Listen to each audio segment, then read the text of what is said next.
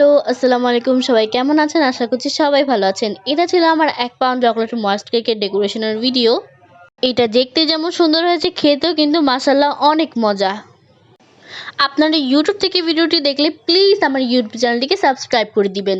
আর ভিডিওটি ভালো লাগলে একটি লাইক করে দিবেন। আপনারা এরকম কেক নিতে চাইলে ইনবক্স করুন। অ্যান্ড আমাদের ফেসবুক পেজ কেক বাই রাইয়ানাকে ফলো করে দিবেন। দেখতেই পাচ্ছেন আমার কেকের প্রত্যেকটা লেয়ারের মধ্যে আমি চকলেট গানাশ এবং চকলেট ক্রিম ইউজ করেছি। এতে করে কিন্তু চকলেট কেকের টেস্ট আরও দ্বিগুণ বেড়ে যায়। এটি ছিল একটা স্পাইডারম্যান থিম কেক।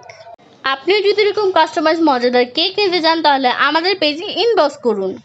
দেখুন আমার কিন্তু কেকটিকে কোটিং করা হয়ে গেছে। আমি এটা ফ্রিজে রেখে দিয়েছিলাম। এখন কিন্তু পাইপিং ব্যাগে পর্যাপ্ত পরিমাণ ক্রিম নিয়ে চারদিকটাকে কভার করিয়ে নিব। এখন একটি প্যালেট নাইফের সাহায্যে চারদিককে ফিনিশিং দিয়ে দিব, যাতে করে কেকে সুন্দর একটি ফিনিশিং হয়ে যায়। এর উপরে কিন্তু যেহেতু এটা স্পাইডারম্যান থিম কেক ছিল, তাই এর উপরে কিন্তু আমি রেড কালার ক্রিম দিয়ে কিন্তু কভার করে নিয়েছি। এখন একটি স্ক্রাপারের সাহায্যে কিন্তু কেকের ফিনিশিংটা আরও বেশি সুন্দর করতে হবে। কেকের ফিনিশিং সুন্দর না আসলে কেক একটুও ভালো লাগে না। তো আমি কিন্তু খুব সুন্দর করে ফিনিশিং দিয়ে দিব। কেক এর ফিনিশিং যদি সুন্দর না আসে তাহলে কিন্তু কেক দেখতে একটুও ভালো লাগে না। তো আমিও কিন্তু অনেক সময় নিয়ে কেকটিকে ফিনিশিং দিয়ে দিব। তারপরে একটি পাইপিং ব্যাগের সাহায্যে কেকের উপরে কিন্তু স্পাইডারম্যানের যে লোগোটা সেটা আমি লাগিয়ে দিয়েছি।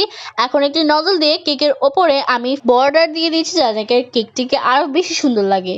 আর আমাদের ভিডিওটি ভালো লাগলে প্লিজ একটু লাইক করে দিবেন। আর আপনাদের কেকটি কেমন লাগেছে কমেন্ট করে জানাতে ভুলবেন না। কেকটি কিন্তু প্রায় আমার রেডি হয়ে গেছে। এখন শুধু সুন্দর করে ডেকোরেশনের পালা। সাইডেও কিন্তু আমি সেম নজল দিয়ে এরকম ডট ডট দিয়ে একটি বর্ডার দিয়ে দিব। এই যে আমার কেকের ফিনিশিংটা, আমি কিন্তু রেড কালারটা আরও বেশি করে দিয়ে পরে আরও বেশি করে এরকম রেডটা দিয়েছি, কারণ ওইটা সুন্দর লাগছিল না। তো এই পর্যন্ত ভিডিওটা। বাই, আসসালামু আলাইকুম।